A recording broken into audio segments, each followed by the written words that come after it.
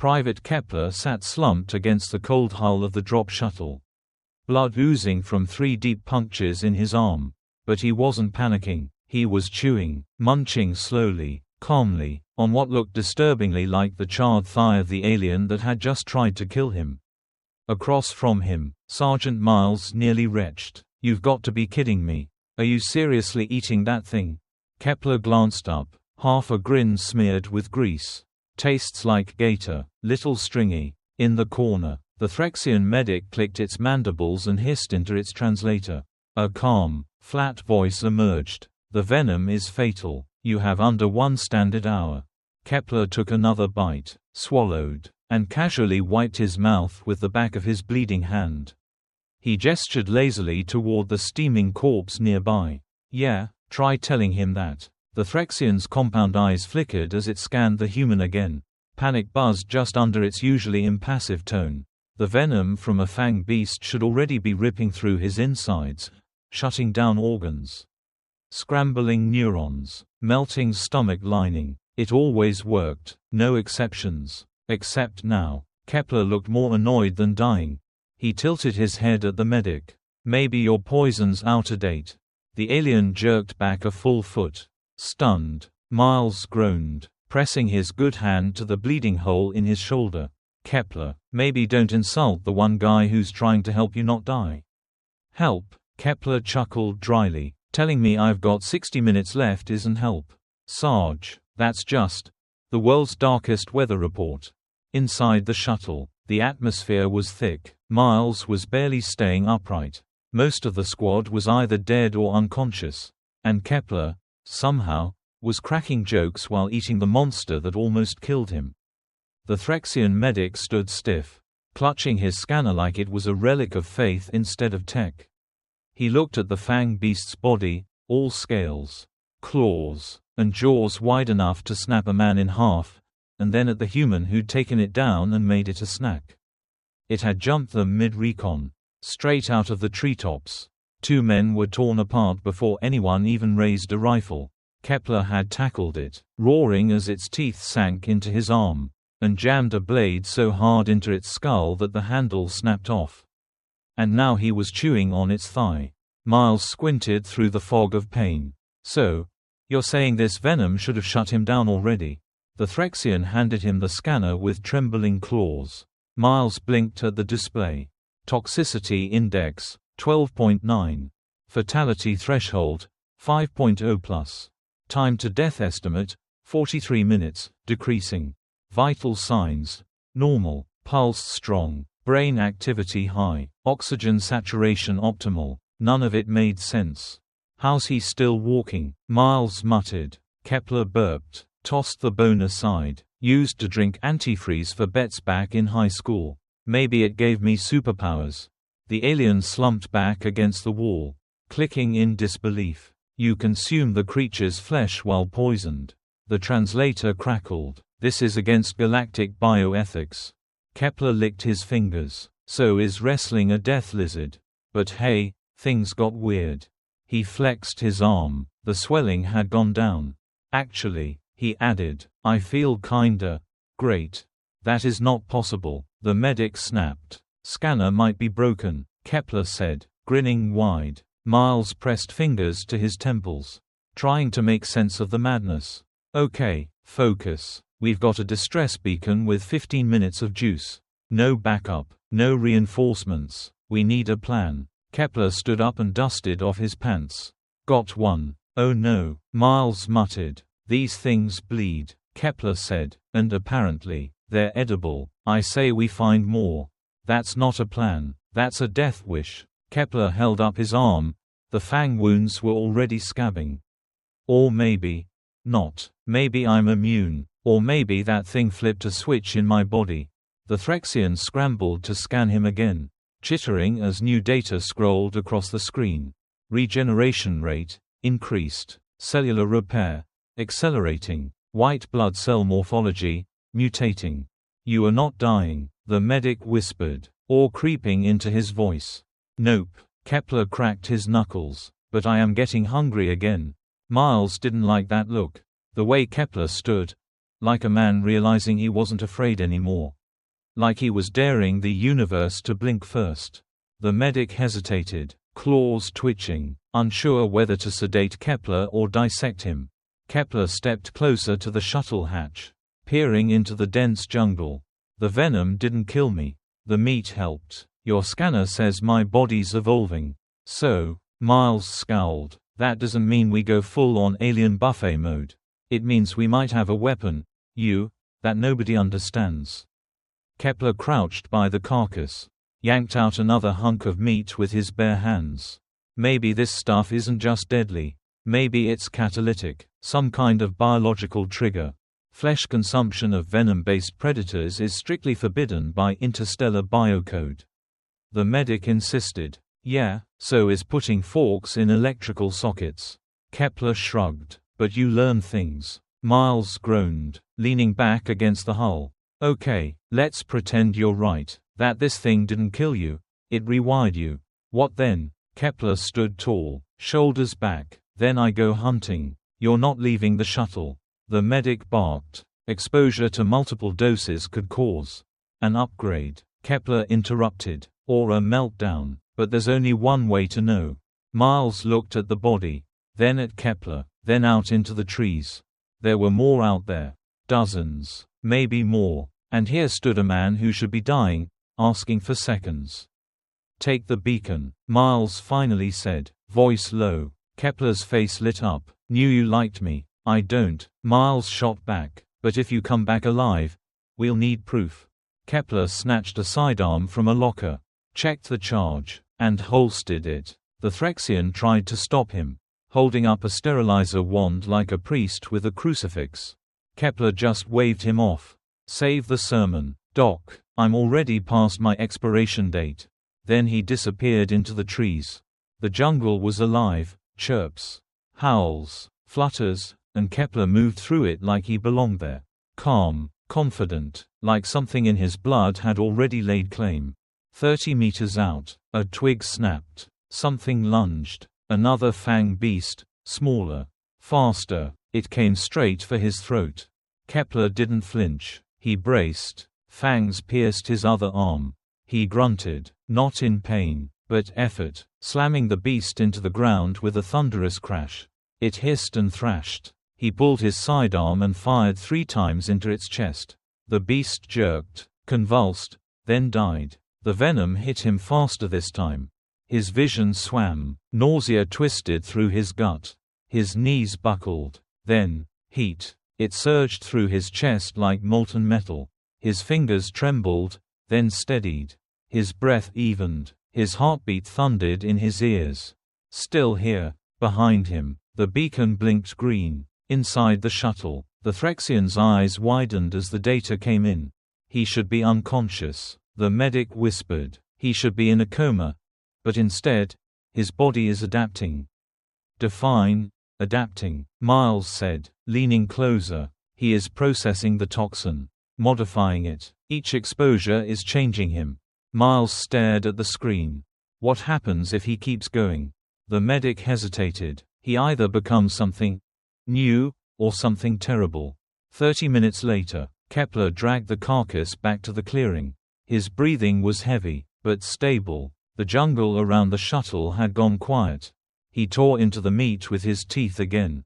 The venom pulsed through his system, hotter now, sharper, but also smoother, controlled. By the time he returned, the second moon was rising. He emerged from the trees like something out of myth. His armor was shredded, his skin glistened with sweat and blood. But his steps were light, measured, his back was straight, his face calm. 3 new slashes across his chest, already half-healed. And behind him, 2 more fang beasts, slung over his shoulders by their tails. Bigger than the last. He dumped them at the edge of the firelight and looked up at Miles and the medic. Brought back takeout, he said. Miles stared at him, mouth agape. What the hell happened to your face? Kepler touched his cheek. A claw mark stretched from temple to jaw. Already closed. Didn't even bleed that much. The medic scanned him. His eyes darted across the readouts. Your blood no longer matches baseline human biology. Your white cells are different. Nerve regeneration is beyond recorded limits. Kepler shrugged, crouching beside the kill. Guess I'm a little different now. Still me. Miles kept his hand near his weapon. How many did you fight? 5. Killed 3. The other 2 ran. They ran. Animals learn, Kepler said, carving into the meat. I think they smell what I'm becoming. The Threxian was silent. The data said Kepler's vitals were fine, but every pattern was off. Stable, but alien. This wasn't a survivor. This was a conversion. They're not hunting me anymore, Kepler said, mouth full. They're avoiding me. Miles swallowed. So what are you saying?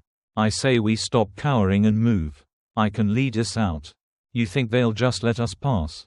They already are, the medic whispered. You are no longer prey. Kepler smiled. Exactly. The jungle had grown quiet, unnaturally so. For the first time since the crash.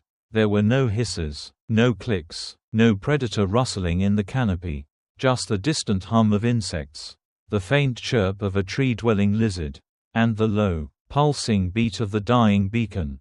Miles glanced at Kepler. The guy stood at the clearing's edge like he owned it. His posture upright, breath calm, eyes scanning the dark green beyond the tree line with the confidence of a man who'd stared death down and asked for seconds. So, Miles muttered, arms crossed, we just follow you out of here. Hope the monsters think you're some kind of apex freak and give us a pass. Kepler was crouched over one of the fresh kills, sawing off a strip of muscle with what was left of his broken knife. It's that or we stay here and wait for the battery to die. Your call. The medic stood nearby, still watching Kepler through trembling mandibles. He didn't even bother lifting the scanner anymore. The readings hadn't made sense since Kepler came back from his second kill. You do not emit the same pheromonal signature as earlier, the Threxian said quietly. The fang beasts may interpret you as kin. Kepler raised an eyebrow. That's one hell of a family reunion. He stood up, slinging his rifle and letting the still steaming meat dangle from one hand. Let's move. Miles hesitated, then gave the medic a glance. How's your leg? The Threxian made a clicking sound of confirmation. Functional. Pain inhibitors active. I can walk. Kepler was already walking, boots crunching softly over wet leaves and shattered equipment. They followed him into the jungle, not because they trusted him, but because they had no better option. And the jungle let them go. They walked for hours. Normally, every step would have been a gamble. This terrain was a death trap, carnivorous plants, predators, sinkholes, but nothing emerged from the shadows. No fang beasts tracked them. Even the birds above grew silent when Kepler passed under their branches. He was like a walking, do not disturb sign. Miles kept one hand near his weapon, watching Kepler like he expected him to change further, grow fangs or scales or sprout a tail. But he didn't, at least not visibly. What he did do was move with an eerie kind of grace. Fluid, tense, perfectly aware of every sound, every shift in the air.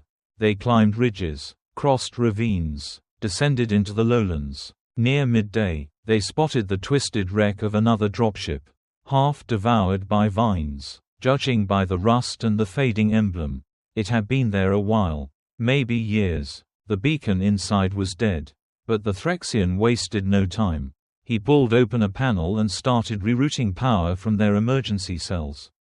Within minutes, a faint pulse began flashing into the sky, a signal strong enough to reach orbit. Rescue, if it came, would still take time. Kepler sat on the edge of the ridge, eating another strip of roasted fang beast. His wounds were gone, not just healed, erased. Even the claw mark across his face had faded to a faint line. Miles approached slowly. You're not coming with us. Are you? Kepler didn't answer immediately. He sat there, staring into the dense green below. Eyes distant. He looked peaceful, too peaceful. Back to what? He finally asked. A medbay where they'll cut me open, run experiments, put me in a cage labeled unknown biology. Miles sighed. You think I'd let that happen? Kepler looked over. It won't be your call. You know that. He stood and flexed his hands. They're going to want answers. And when they see what I've become, they'll want to make more. The medic joined them, stepping carefully around exposed roots. We could argue for your autonomy. Containment, not dissection. We are not primitive. Kepler gave him a long, unreadable look. Containment sounds a lot like a cage with extra steps. He lifted one hand into the sunlight. It shimmered faintly, the skin a shade darker than before. Firmer somehow, like the jungle had started weaving itself into his DNA. I wasn't anyone special, he said. Private Kepler, average marks, got through training by sheer stubbornness. And now, he looked down at his arm, flexing it slowly. The muscle twitched like a coiled wire. Now I'm something they'll never understand. The medic's translator voice was quieter now, almost reverent. Not a mystery, a bridge between what was and what comes next. Kepler shook his head. And bridges, people walk on them until they collapse. Miles looked down the hill at the jungle they'd just passed through, the same jungle that had slaughtered half their unit. So what's the plan? He asked. You disappear, start your own little empire in the trees, raise fang beasts like pets. Kepler actually chuckled. Maybe, or maybe I become the thing that this place was waiting for. The medic didn't respond, but his gaze flicked toward the massive bones strewn near the crashed dropship.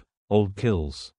Long since picked clean. Something came before, something powerful. These creatures didn't evolve like this by accident. Maybe the toxin isn't meant to kill. Maybe it's a filter, designed to find who's worthy. Miles blinked. You think the venom is a test? Kepler gave a slow nod. And I passed. He reached into his belt pouch and pulled out a small sample vial.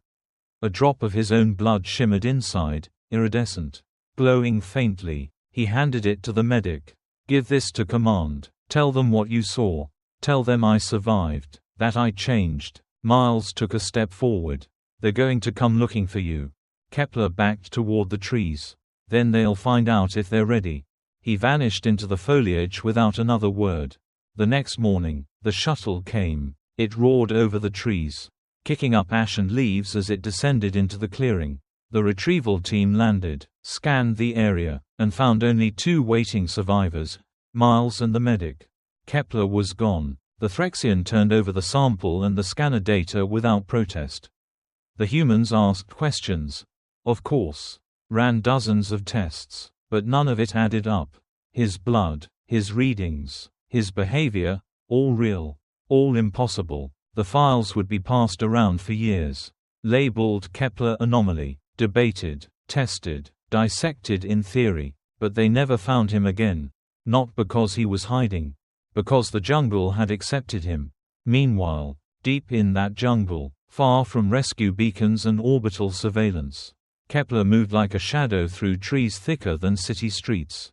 The canopy overhead was a living roof, and everything inside it seemed to part for him. He didn't run anymore, he stalked. His movements were quiet, deliberate, calculated, but never hesitant. He hunted by scent, sound, heat, vibration. His body had mapped the patterns, the language of this wild place. The chirps of harmless flyers, the silence before a predator, the rhythm of footfalls in the underbrush. It all spoke to him now. His skin, once pink and soft, had toughened, small ridges traced down his spine, not quite scales, not quite armor. His vision adapted, light sensitive, sharp in the dark. His breathing was deeper, more efficient. And the venom, he didn't fear it anymore. He used it. Every time he fought a fang beast, it was faster, more precise. Like muscle memory wasn't just learned, it was inherited. Like the venom didn't just make him stronger, it taught him. He tracked a larger one now, something bigger than any he'd faced before. Massive, ancient, its scales dull from years of survival. Kepler didn't sneak, he walked right into its territory. Blade in one hand, rifle in the other, eyes glowing faintly in the dark. They fought. It was brutal, but in the end, it was Kepler who walked away. By the second week, signs of his influence were everywhere. Carcasses, skulls placed on pikes, trails marked with deep claw gashes from his makeshift weapons. The predators avoided them. The jungle had a new apex. Back at command, the reports kept rolling in. Other drop units found territory unusually quiet, empty even. Life forms were fleeing a region now labeled Zone Red 17. No more attacks, no more sightings. But trail cams caught glimpses, fleeting frames of something humanoid. Moving like an animal, eyes glowing, armor hanging in tatters, skin reflecting light like obsidian. They didn't believe it. At least, not yet. Late one night, back at the orbital research station, the medic reviewed the blood sample under new protocols. It was alive, not just active, adaptive. It responded to stimuli, changed its behavior based on heat, light, pressure. It replicated fast, but not like a disease. Like a purpose. Self-directed evolution, he muttered to himself. The toxin had never been a weapon. It had been a seed.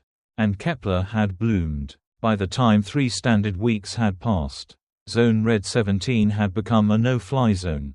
Not because of threat alerts. Because nothing in that jungle moved anymore.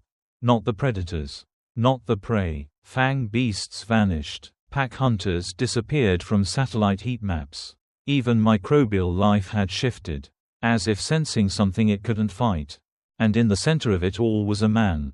Or, what used to be a man. Kepler stood bare-chested at the heart of the jungle. Breathing deeply, morning light sliced through the canopy in fractured shafts. His skin shimmered faintly, armored now. Not like scales but something denser. Alive. Organic plating had formed over his forearms and along his shoulders like natural gauntlets. His pulse barely registered. No fear, no exhaustion, just stillness. And something watching through him. The Threxian medic had said it before. He wasn't rejecting the venom. He was integrating it. Each exposure hadn't been poison. It had been input, code, something ancient rewriting him line by line.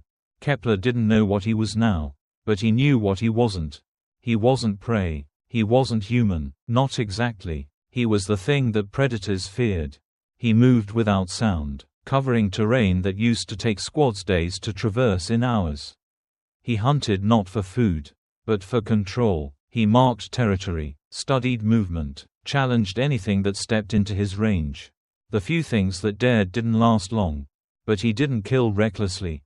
He watched. He learned. Back at Orbital Base Lambda 9, Miles stood in front of a glowing holotable. Footage played on loop, a blurry silhouette moving between trees. Trailing wisps of jungle fog. Reflecting heat but not quite matching any known signature. A commanding officer leaned forward.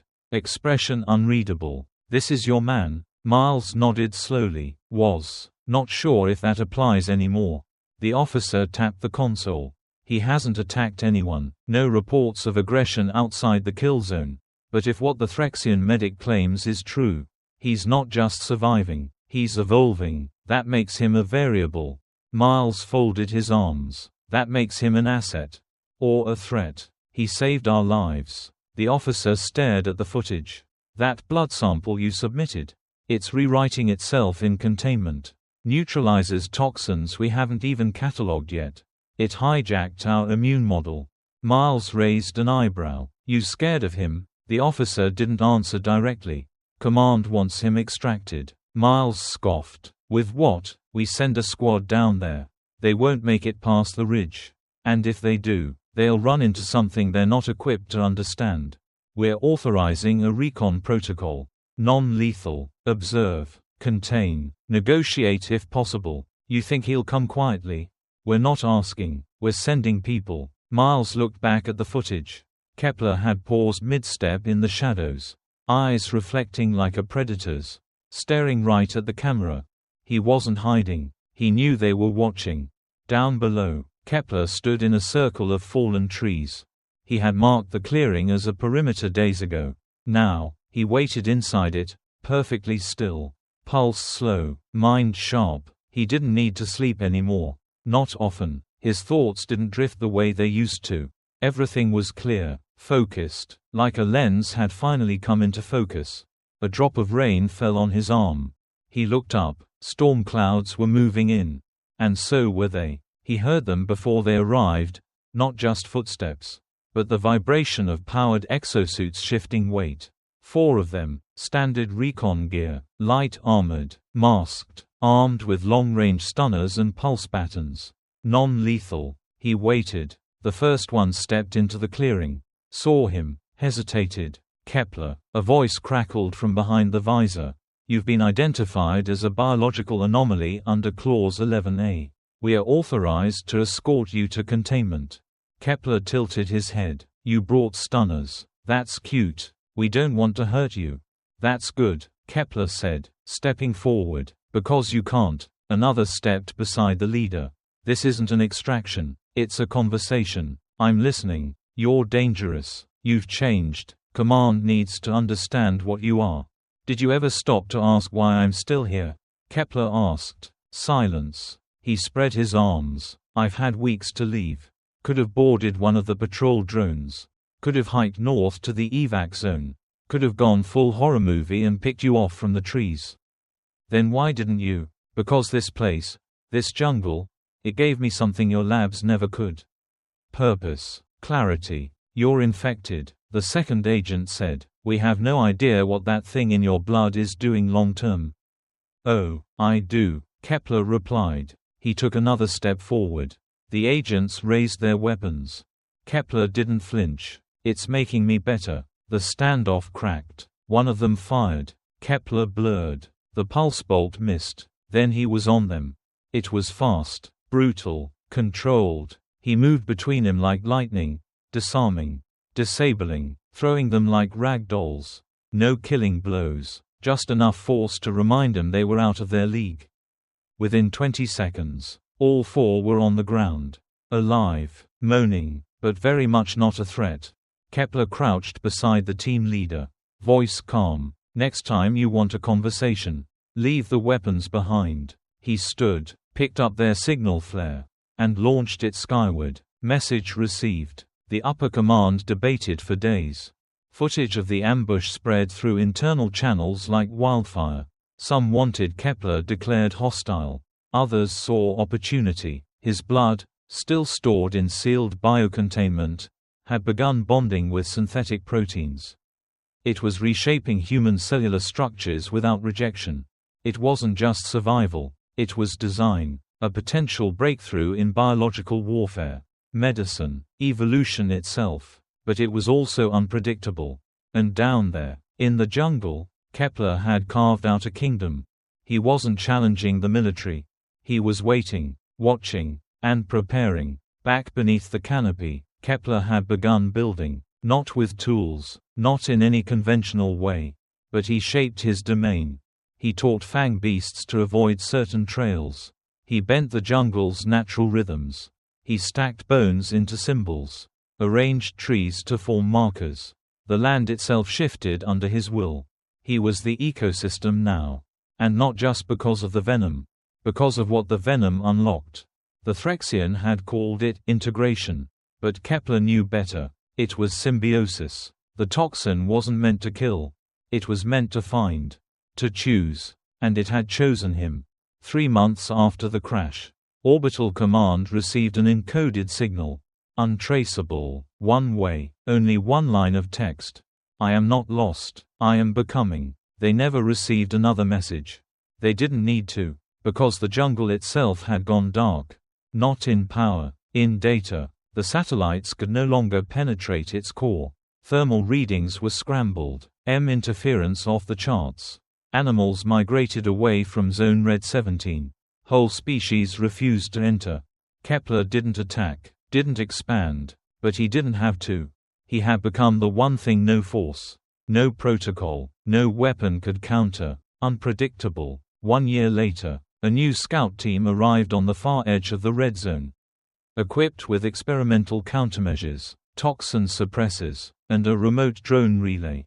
They didn't get far, not because they were killed, but because halfway through their march, they found a clearing, silent, sunlit. In the center, a towering fang beast corpse, days old, unrotted, untouched by scavengers. At its feet, a message carved into bark. Not your enemy, not your weapon, not your test. and beside it, a new sample vial, kept cold, sealed, labeled GEN2. The scout team turned back. No contact was made, but the sample was retrieved. It shimmered, alive, responsive, and ready. Back in his domain, Kepler stood at the highest canopy, looking out across the land. The air was thick with fog. His eyes, now permanently glowing in the dark, watched the skies with a calm that wasn't human.